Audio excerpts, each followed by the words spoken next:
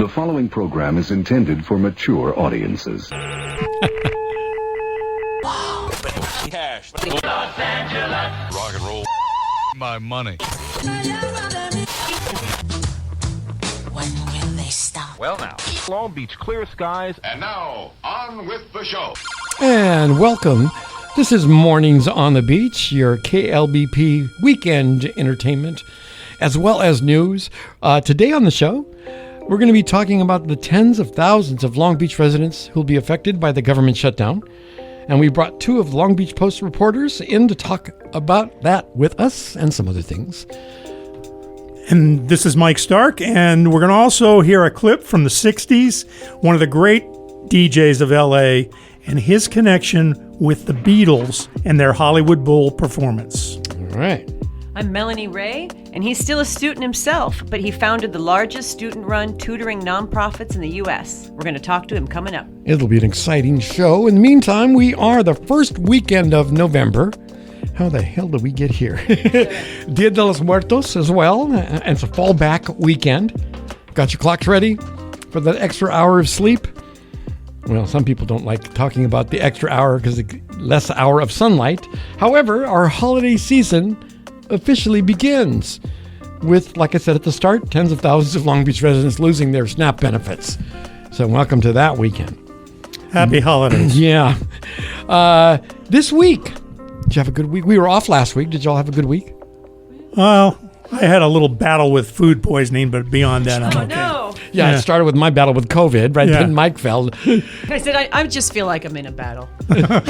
Always. We're all in a battle for something, right? Right. And then it gets frustrating from there, especially when you pay attention to what's going on in the world around us. And I want to bring in to the show two of the reporters from the Long Beach Post. John Donegan is back with us. Good morning. How's it going? It's going really well. And Kate Raphael is with us as well. Hello. Hello. Happy to be here. Well, you're the fourth, I think, of the reporters that have come on over to do our show. Highly recommended, by the way. You got to get Kate over here. So here you are. And so tell us a little bit about your background. Yeah. I joined the Post in the beginning of September through the California Local News Fellowship, really? Which is a publicly funded, California taxpayers have voted for this program to help revitalize local news around California. Thank So, goodness. yeah. Glad to be here. My background is actually more in health policy and investigative reporting. Oh, wow. But I'm mostly covering education at the Post, which has been really, really cool to dive into, and a lot of stories that I've. I bet. Yeah. What investigations are something that you're looking into? Not currently looking into investigations quite yet. I'm kind of focused more on some quicker turn stories, paying attention to what's happening in the district. The teachers union is in the middle of contract negotiations.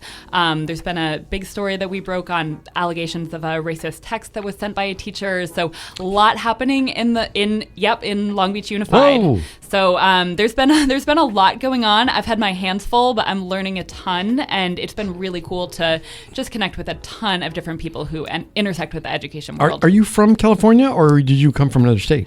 I moved down here from the Bay Area. I was there for the last 3 years. I went to journalism school at UC Berkeley, actually. But I grew up in Indiana, and I've lived on the East Coast, so I've moved around the country, but I do love California, and SoCal is new to me, but I'm really glad to be here. How do you like Long Beach? Oh, it's great. Long Beach is lovely. Like when you first get here, it's so wonderful, isn't it? It's beautiful. Oh, yeah. When you first get here, what do you mean? Well, because she's not a Long Beach resident until somebody's mugged her. Oh, yeah. Just teasing. Or at least she's had a bike stolen. Yeah, that's true, really huh? what it is. I've had both. Okay, well, I biked to work today. I hope that's locked up. Yeah. But that's fantastic. I'm so glad that you're paying attention, because I scrolled past the Long Beach Post and I saw your article, the headline I used on the show today, about thousands of people who are losing their SNAP benefits. And it's really terrible. I mean, and I don't think it's shown up yet because they haven't gone to their cards or their accounts until tomorrow. And then boom, yikes. Yeah, exactly. And we reached out to Howards for Hope, which is a nonprofit here in Long Beach. And they set on an alert about what you can do if you need food assistance or CalFresh. And they say the Long Beach Forward Food Resource Guide, which you can find at lbforward.org/food or lafoodbank.org/findfood to locate your nearest pantry. But I know the Long Beach Community Table, which is one of our organizations that we support, running out of food. They're asking for donations to come on. If you've got them, bring them by. So everybody can get a chance to help out if you need to. Maybe you got, I do. I have a whole slew of cans that I thought I'll take them down there, and who knows if they can use them or not. But non-perishable items they're looking for. They're a food bank running out of food, right? Especially at this time. And of course, you can always call 211 if you're hearing us and you're having a problem with social assistance. Call 211, and there'll be a lot of folks with some great ideas. Anybody know how the state is handling this? Are they jumping in to some degree? Well, Newsom's suing the federal government for the extra benefits that are available, the cash of benefits that are available. I think it's something like $5 billion to use that emergency fund. So let's see if that's one of the things they're doing. My fear is the federal government, the way they operate nowadays, they'll see that the states can handle this, and they'll say, "Oh, well, see, they can handle it on their own." Yeah. And that's not well, good. In that case, then we can bring our own country. Just being from California, I say bring it. But there's a lot of states, and they're the red states, that are the states themselves aren't bringing that much financially to the country. And California is not one of those. So I say cut us loose, man. Yeah. Well, we need some investigation into that, Kate. Yeah, that's certainly my job. Wow. Yeah. I will say Newsom has allocated tens of millions to help out food banks, and he's even deploying the National Guard. And there are local efforts that are definitely, people are really trying to help make sure food pantries are stocked. But you are right, they are in dire straits right now, and they are really hurting. And as grocery prices have increased, their local food banks and pantries are already seeing an increased demand, and this is only gonna make that demand even larger. So it's a scary problem. When you have 10 ounces of coffee that's now $9. Oh, and this is the cheap stuff we bought in college. I won't give the brand name because I don't want to get sued. But I think this is the $3 brand. It's now $9. But I mentioned earlier my week got nuts because I opened the Long Beach Post and there was an article about what's going on with these garden green bins. And I went, oh, now they're singing my song. Because the article said, and John, you wrote it, missed trash pickups and complaints spiked as Long Beach launched the new organic waste program. Had to call them twice to come get it. The second time I called them, 2 weeks later, it was filled with maggots.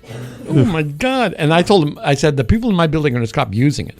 So I guess I wasn't the only one, right? That was out there. No, residents have come out in numbers for weeks, months. You can't find a council district in this city that hasn't been inundated with complaints from residents. Why is that? Were they not ready? So that's the complicated question. Yeah. You get a different answer depending on who you ask. You ask the city, they say, "Oh, well, this is all part of the plan." Basically, to make you pissed. I think if we all remember a year ago, they did their first round of unveiling. They randomly picked neighborhoods citywide and dropped off the new bins, took the old ones away, right? And after that, I think in the summertime, you saw this clockwise sort of turn where they would unveil bins in different parts of the city, starting with the east, I think down to the central, to the west, and then finally to the north, I think just this month, saying, oh, as of October 9th, with the exception of those that haven't gotten their cards exchanged. Of course. We're done. It's rolled out.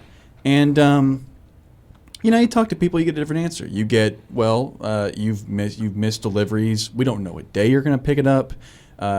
People that, stay outside and look at the, trash conveyor go by. They'll like notice, me. Hey, are you dumping the compost and the regular waste in the same can compactor? A lot of things just not clicking for people. And it kind of came to a head, I think, with the council a couple weeks ago. I think it was Councilman Supernaw that first brought it up, and just looking for more answers from the city. And I think Public Works came back. You're probably referencing the story. They came back and basically, acknowledged, hey, we missed some pickups. I think it was 8,000. I can't remember the number exactly. Don't quote me. But I think what struck me is that there was a line that the new acting Public Works director, Josh Hickman, was holding on to. Is that, well, if you look at the monthly total, it's about 2% of total pickups that we're missing. So it's like a fraction of the problem. Basically, I'm that 2%. I guess. But then why do I get the feeling that a lot of people feel like they're the 2%? Yeah. Yeah. And are they doing it? Because my neighbors, no. They're not going to wrap up they're not going to save them. I'm one of those people that will put the container in the freezer and put my pickings in there and then throw that in the newspaper and roll it up. Not everybody's going to do that. They take the paper bag, or the plastic bag full of their scraps and throw it in the green can. Yeah. So it's crazy, but we'll hopefully, and this is supposed to help the environment. Is there any financial implications in doing this? Does anybody know? I don't know. Like I know it's not cheap. I think they purchased 18 trucks for this program, hired a lot more staff, and they, it's no shocker to anybody that there's been some vacancies in the city, and their hiring process is notoriously slow. They're saying, look, we spent the past few months hiring a bunch more people, filling roles. We have these new trucks that have these turn-by-turn GPS systems that will tell them where to go. It will update constantly. The system will work if you give us a little patience. All right. So we promise. So that's the measure going forward. Okay. Well, Kate, stay on him. Let's make sure. In the meantime, before we move on, is there anything else that you guys have, since I found these stories, that you guys have that's come to the forefront that we want to make sure our audience knows about? Danny, we're always working on stuff. I know they are. I think you touched on one of Kate's stories. That story with the teacher, that made international news. We had people in Australia reading that story. So, Okay, let me say this. Don't be humble, John, because I was in Tucson, Arizona. On the hotel TV, on the Today Show, pops up a story that started with you in the LongBeach Post about the checkout lanes in Long Beach, California. Wow. It was amazing. I thought to myself, wait a minute. I know where this started. And it was about us in Long Beach and what we're doing. Apparently, they think we're insane, the rest of the country. And whether hopefully this is going to work or not, let's see. But if you've been to Vaughn's downtown Long Beach, you better give yourself an extra hour. It takes forever to check out now. Yeah, and how's this food situation with SNAP and all going to affect stores? Oh, boy. Security's going to be heavier in those stores. Wow. I'm sure that the self-checkout's going to be... Well, you can't use it in most stores now. So, they say it's going to curb theft. Let's hope so. They can free the alcohol from behind the prison. But anyway, so much is going on, and we'll keep you all abreast of it. Thank you guys for coming by. Always a pleasure. Please, anytime, our door is wide open. In fact, we beg you to come over. Yeah, please. And we've got a song coming up first. Yeah, this is new music from Lucas Nelson, Pretty Much. All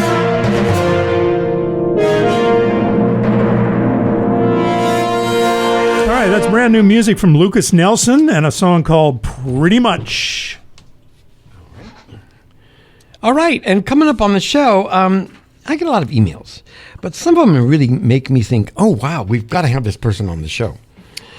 When I found out what he does and then found out who he is, I said, we definitely have to have him on the show. So I invited Mehmet Tascioglu is here with us, and he is the founder and the chairman of the board of directors for Connect Me. And tell our listeners what Connect Me is about. Well, thank you, Danny, for having me. I'm so glad to be here. My name is Mehmet. I'm the founder of Connect Me Tutoring. We provide free online one-on-one personalized tutoring for students grades K through 8 across California and the U.S. We've been doing this since 2020. I can get into a bit of how this started. It's very unconventional. But during the COVID-19 pandemic, prior to the pandemic in 2020, I had a small tutoring business. I was a high school junior, and I was doing it for a little bit of extra cash. But what happened was COVID came out of the blue in March of 2020, just struck everybody by the side. Yeah. And I was out of school, my students were out of school, and no one knew what to do. My students came to me and they said, like, I have nothing to do. Like, you're my only teacher now. I don't go to school anymore. So what are we going to do in class? And I looked at them and I'm like, oh my goodness, I don't know.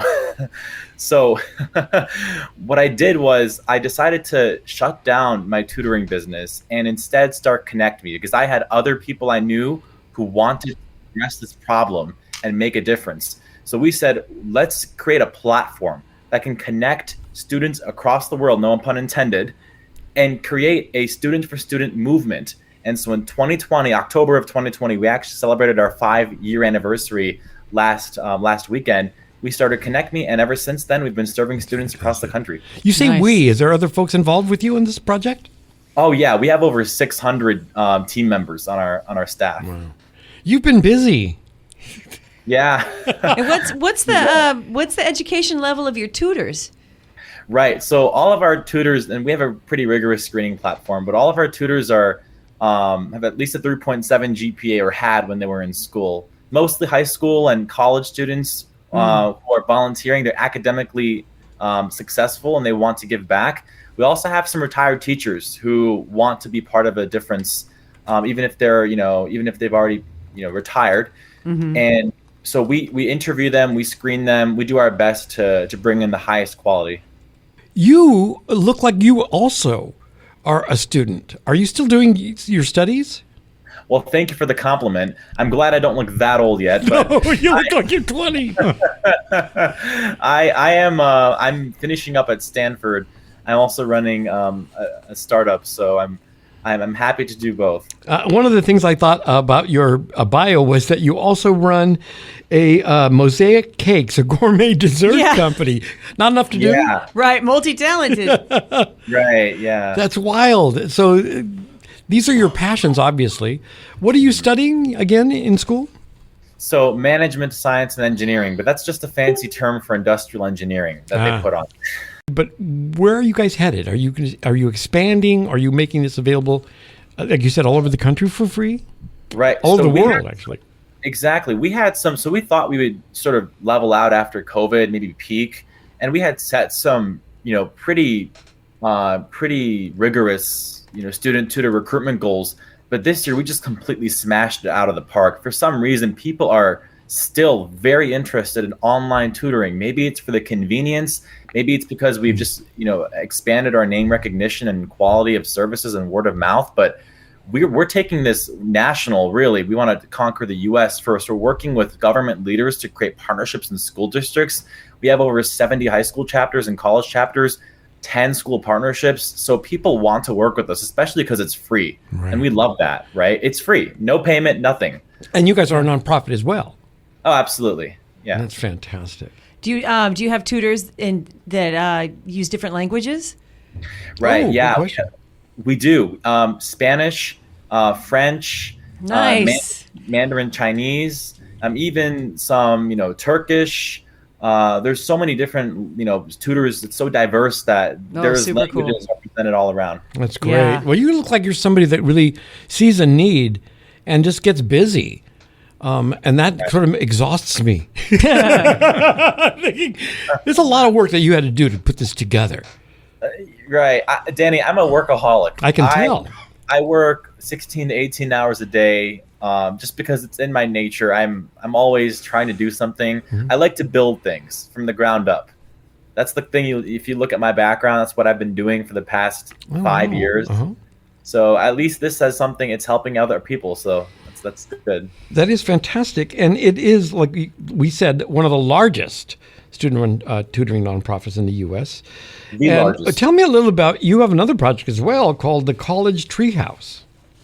Right. So that is another. So one of my friends told me I'm a cat. I have 9 lives, and each of them is one of my things. I can tell. So that is a multimedia company and a consulting service to help students with college admissions. So we're focused on democratizing the process. So what we do is we pay students who have gotten into colleges to share their stories on social media platforms. And that way other students can watch for free and learn how others got in. Wow. And those students also make some money off of it. It is so complicated. I'm a teacher, and I taught the deaf, so there were a lot of kids who couldn't communicate with their parents who didn't know sign language. Oh, wow. And when College App would come up, There was no support for them whatsoever. And it's complicated. You know, I did my daughter's FAFSA and all that. And I'm an educated person, and that stuff is still very complicated. Yeah, wow. So it's just not accessible to a lot of kids that may have supportive families who just don't have the education level to understand that stuff. And that is how they're keeping a lot of kids out of college. Right. You know? There are some really successful students that just have done so much, but when it comes to writing their application, like if you don't tell your story effectively on paper, if you can't put yourself on paper, like they don't do well in the process. And it's just so sad to see people who are so strong, but they just couldn't get it all, or they were rushing last minute. Well, I just want to say that I'm so impressed about what you do, and so much that it's free as well. I think that's one of the reasons why I wanted to put it on the show. But how can people find you if they're listening and go, I'd love to be either a tutor or be tutored? Right. So we want you on our team. So if you know someone who needs tutoring, you're a parent, or you have a friend with a kid who needs tutoring, or you're a teacher, or you're a school administrator, connectmego.org. Sign up for free. It's 100% free throughout the entire process. We will not charge you. We will not bill you. We might ask for donations, but, but who doesn't, right? Job, you can donate.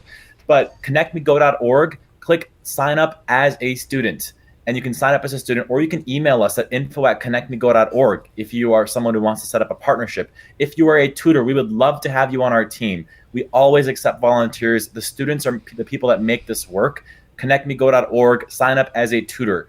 We process our applications quickly. You'll hear back from us within a few days. That's great. And we would love to have you in our movement. That's great. Nice. Thank you for coming on the show today and talking to us. We'll stay in touch because I'm sure you got other things planned. Yeah. After this. 4 things. So impressed by you, Mehmet, and thank you so much for being with us. Mehmet Tascioglu is with us, and the founder of Connect Me. Thank you so much for having me, to the whole team. All right. Thank you so much, Mehmet. That was so great. This, really a young kid just being so inspirational. I'm so glad to have him on the show. Absolutely. Absolutely. All right. We're going to hear some more music now. This is brand new music as well, redone by Bruce Springsteen on a new package he's put out in celebration of the Nebraska album, which is the centerpiece of the film that's out right now. He went into an empty theater, the Count Basie Theater. Oh, really? No audience, and performed the whole album by himself in front of a camera. And this is a cut from it called Open All Night. KLBP on your dial. Keep it here and stay a while. The sound of Long Beach, oh so sweet. KLBP can't be beat.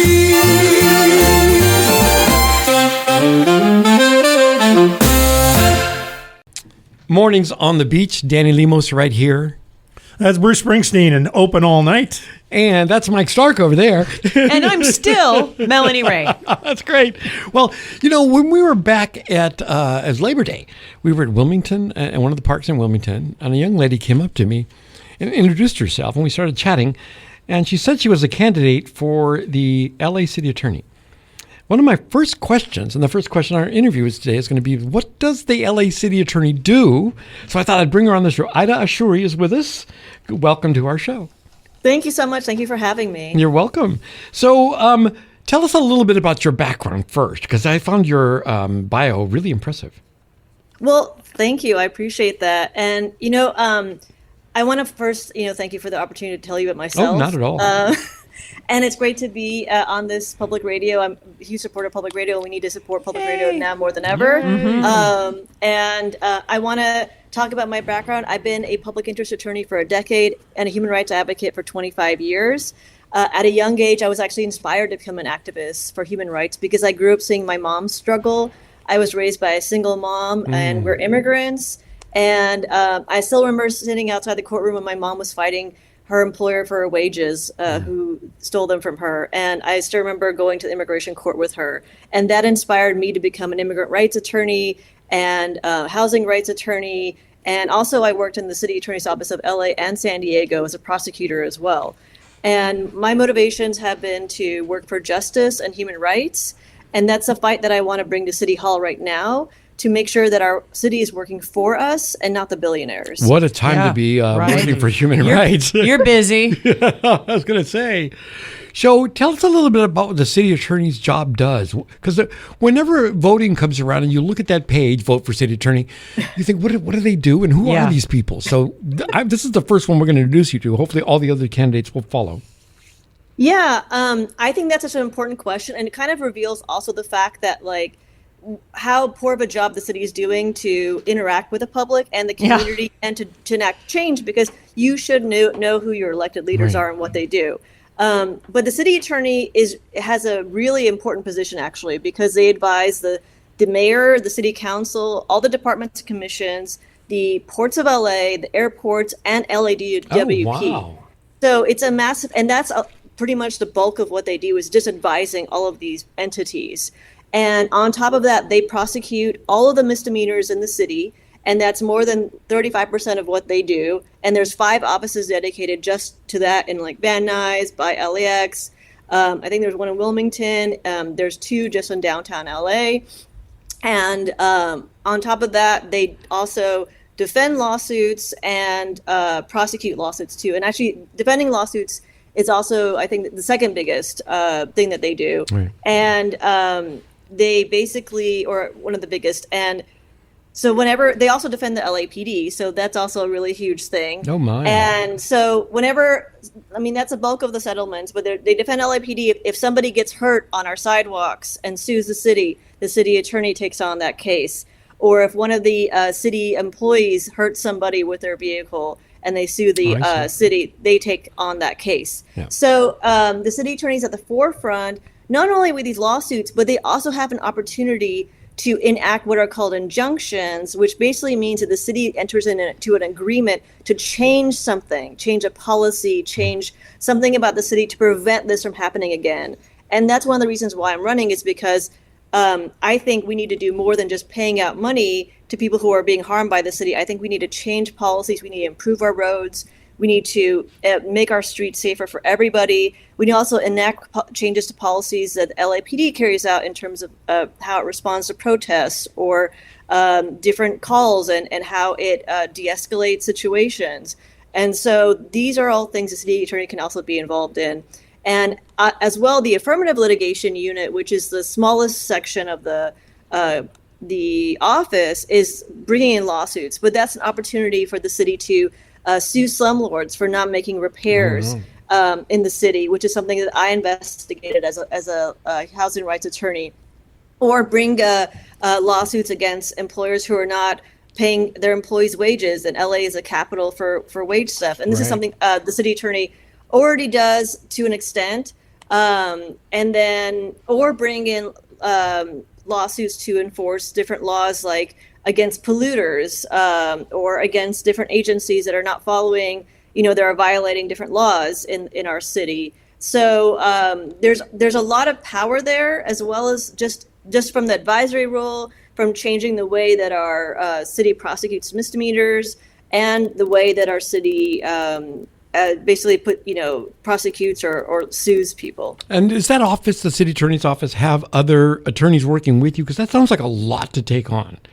Yeah, so I think it's really important everybody knows that this is not like city council where you hire a bunch of new staff and they work for you. You are elected to an office that already exists. It's 500 attorneys. Whoa. And wow.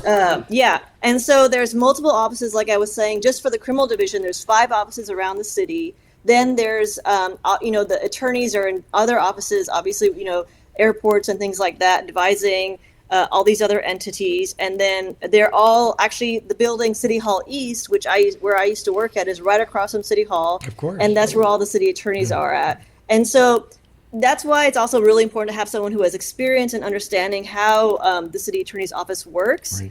Because, for instance, I used to work with my old supervisor is now the deputy chief of the criminal division, and I used to work with the general counsel, actually writing ordinances to protect our city from Trump, or advising on immigration issues.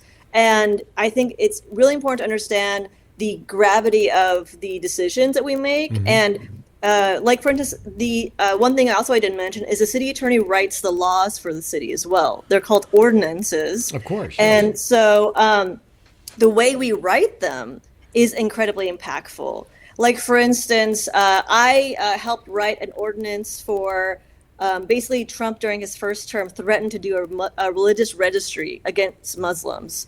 And cities around the country were trying to write ordinances to stop that from happening or prevent the city from cooperating. So I drafted something based somewhat on Chicago's ordinance, which was really great because it also banned data sharing for this use or any sort of data that could be used against any religious group in our city.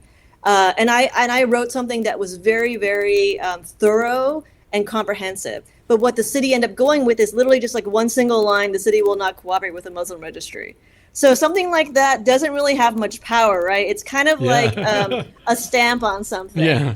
Versus when Joe Buscaino was running for mayor, he put in this bicycle theft ordinance. And I'm a cyclist and I care about safer streets, but I also don't want people to be criminalized just because they're poor and have bikes around their encampment. The way that they wrote the ordinance, they wrote it in such a broad way that innocuous activity could have been criminalized because they said you cannot store bikes on public property.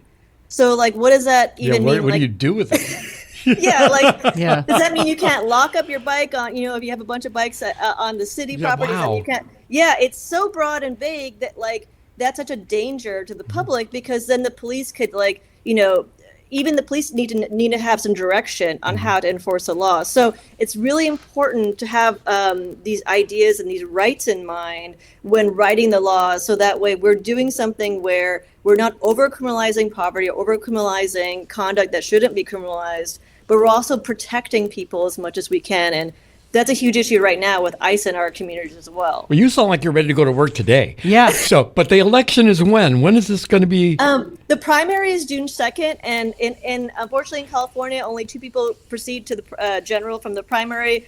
I really support ranked choice voting and representational democracy if we can only have that. Okay. But the primary here, June 2nd, is the most important right now. Great. And do you know who else might be also competing for you for this position? Do you know some of the folks that are around that are thinking of running? Yeah, I'm aware there's 2 other candidates of the incumbent, and there's another candidate as well running. And and I feel like more people we can get running for office, and I wish that we had more support and we had campaign finance reform where more people can run for office and it wasn't dependent on, how many rich friends that they have or connections, but based on their platform, we could have a much better world. Other countries have multiple parties, money and is not an issue as much as who they are and what they stand for. And that's what I would like to see in our communities is that I would like to see as many people as possible running because that pushes us to, again, learn about the office because they'll have more people telling us. It pushes us to have real platforms rather than just platitudes of people telling us, I want to work for the people, but what are you going to do? And I think it really puts more of a demand on our elected officials because there's competition for these offices. And I would like to see more people running for these positions. Well, I'll tell you what, when the election comes around and you see Aida Ashouri on your ballot, this is who we're talking about. And where can they stay in touch with you? Yeah, you can follow me on Instagram, TikTok, or YouTube at Aida, AIDA, the number 4, LA, as well as you can go to my website, aidaforla.com. That's AIDA, the number 4, LA.com. And I'm running a grassroots campaign. I'm not taking any money from, corporations or people who are trying to ruin our planet or ruin our democracy. So if you can donate, it would be a great help to a grassroots candidate like myself, or even sign up to volunteer. Please follow my socials, and I'm going to have also a coffee at Dinosaur Coffee tomorrow at 4:00. If anybody wants to come, it's on Sunset Boulevard by near Virgil. And I have a fundraiser event next Saturday, Esquina Bike Shop, as well at 7:30 p.m. if people want to come and join a DJ, an open mic, and an art show. Oh, awesome. That's Nice. great. Well, thank you so much, Ida, for coming and being on our show. I'm glad we kept our promise with you. She walked right up to us and she said, I'd love to be on your show. And the door was wide open. So thank you so much. Thank you, and Bye. thank you. Nice to meet you. Yeah, nice to meet you all, and thanks for being so open. And I hope you have a great, splendid day. You too. And stay in touch with us through email. I know you and I have been talking by email. And thank you for dressing for your radio interview. She's dressed up. It looks great. Take care now. You too. Okay, take care. Bye-bye, Ida. I'm telling you, you just walk right up to us and talk to us anywhere you see us, and you'll be on the show if you have something to say. Because that, to me, now I have a better sense of what she does and what that job is. Yeah. And It's everything. It's all kinds of Real. stuff. It's pretty mind-boggling. It sounds like that's like- where the real power is. That's for sure. You're defending the police and the city. Yeah, and wow. And she knows us now, so if we get into trouble, we got friends at the top. That's awesome. nice to know. I wouldn't count on that, pal. Well, I'll tell you what, we can count on music with Mike. Absolutely. Courtney Barnett has a new record out, and she's an amazing artist. This is a song called Stay in Your Lane.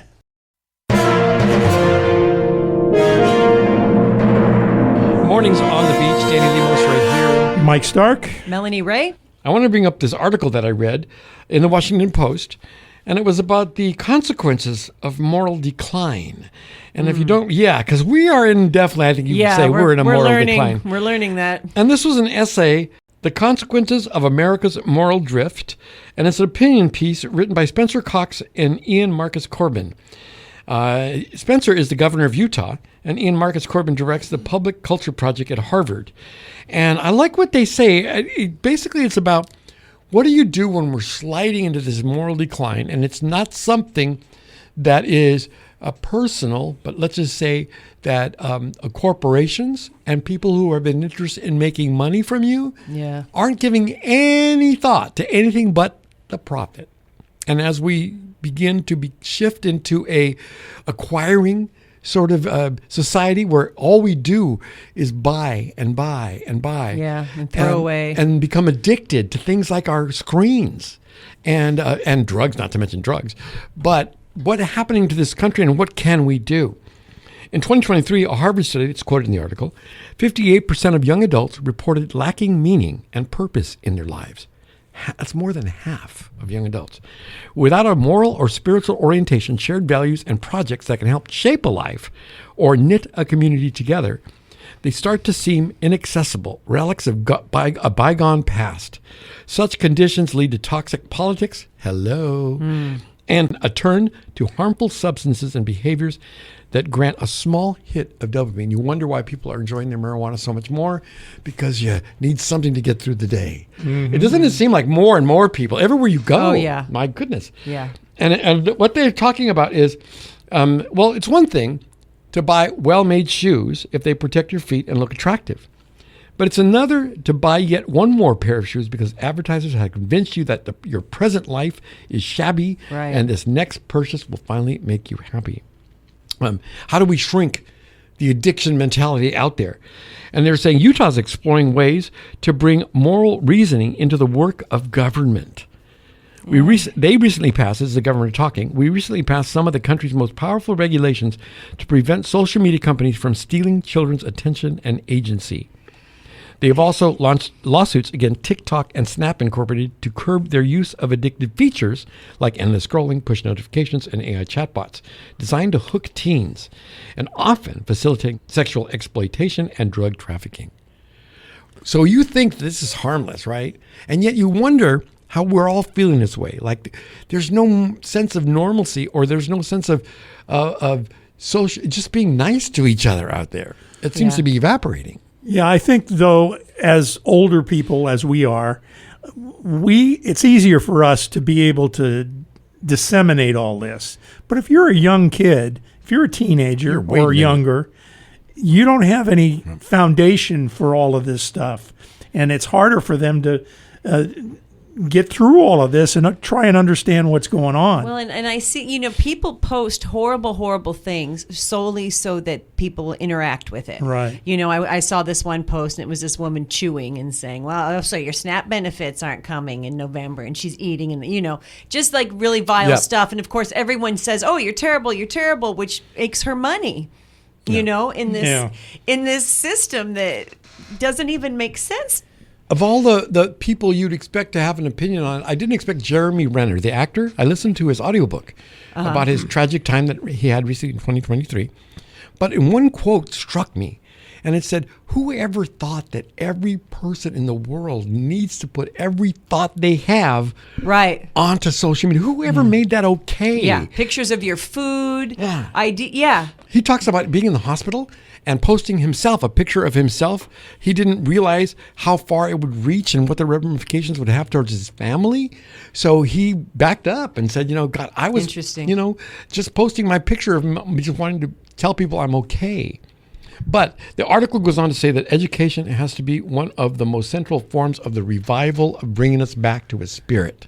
And they say that there are promising signs about like a pilot program at Utah State University that places questions of meaning, purpose, and civic responsibility. I don't know. It's risky, though, because I don't know if I want someone from Utah telling me the meaning. You know what I mean? Well, at least I got to say, in my little heart goes, Utah. It's not exactly the place where you think would be where I want open-minded. someone, exactly, deciding what information I should get or but not. But if it's deciding tenets for their community, and I think it's somebody that he's talking about, and at least opens the door to, because really, if you know anything about moral tenets in the Mormon religion, it's a little tough. That's what I'm saying. Especially when it comes to homosexuality and all the things. They've taught many, many damaging things. But what we do need to see is that there's some way for us to sort of come out of this, to realize, first of all, that we're completely aswim in something we're not even aware of. Right. And these little moments, these opinion articles that stick their head above the water and go, wait a minute, there's a real world out here. Yeah. I think that's important. I think the one rule is really do unto others. I mean, I think that covers everything if you want to teach morality, but we're in this artificial universe staring. And I'm addicted to my phone too. I don't mean to sound, holier than thou, because I definitely spend too much time looking at my phone, but all that is fake. It's all designed. And I think that, younger people have a sense that, well, our age too. If you don't realize that it's designed to catch you and keep you, just try looking at your feed. I made egg salad yesterday for lunch. In my Apple News feed the next day were 3 recipes for egg salad. Right. Yeah. How does it know that I did that? I didn't have anything on. I didn't look up anything. I just made egg salad. Is this camera watching me? It's Big Egg. I don't know. It's Big Egg is watching you. The point of this discussion is that we must recover things of the spirit. That comes from President Calvin Coolidge, who says we cannot rely on material prosperity alone. Meaning, purpose, and reverence for good, if America is to endure, have to be returned. We have to be looking at things that are more important than how much do you own. And what do you when I look at shows where people are showing off their furniture and all the things they collect, I'm thinking, really, we're just. Well, when you drive down the street and you see what people just dump on the sidewalks, huge. I mean, it's really a symbol of consumerism and what we're doing, where we just buy crap and then we just throw it on the street so everybody else can look at it. I go and collect it. Are you kidding? I found a Roomba yesterday. My whole house. Real Roomba that works. Somebody put it on the street. We just refabbed a vacuum. Everything in my house is secondhand. I'm with you. I have no shame in that, but you can see how people don't see the value in things because they're I think what we can do here as a radio show is just remind people there's a real world that doesn't exist in the palm of your hand. Yeah. Just get out and walk, and you'll find a little bit of that for sure. Absolutely. All right, it's time for to end another show for another week, and we have something special to hear on the way out. Yeah, this week on LA Radio Sessions, we're going to do an interview that I did with Richard Wagner a few years ago with the late Dave Hall, who was a DJ at KRLA. Now, Dave became the guy that was connected with the Beatles when they came to L.A. Now, Bob Eubanks, who was also a DJ at KRLA, he's the one that brought them to town. But But Dave Hall became kind of the fifth Beatle in terms of L.A.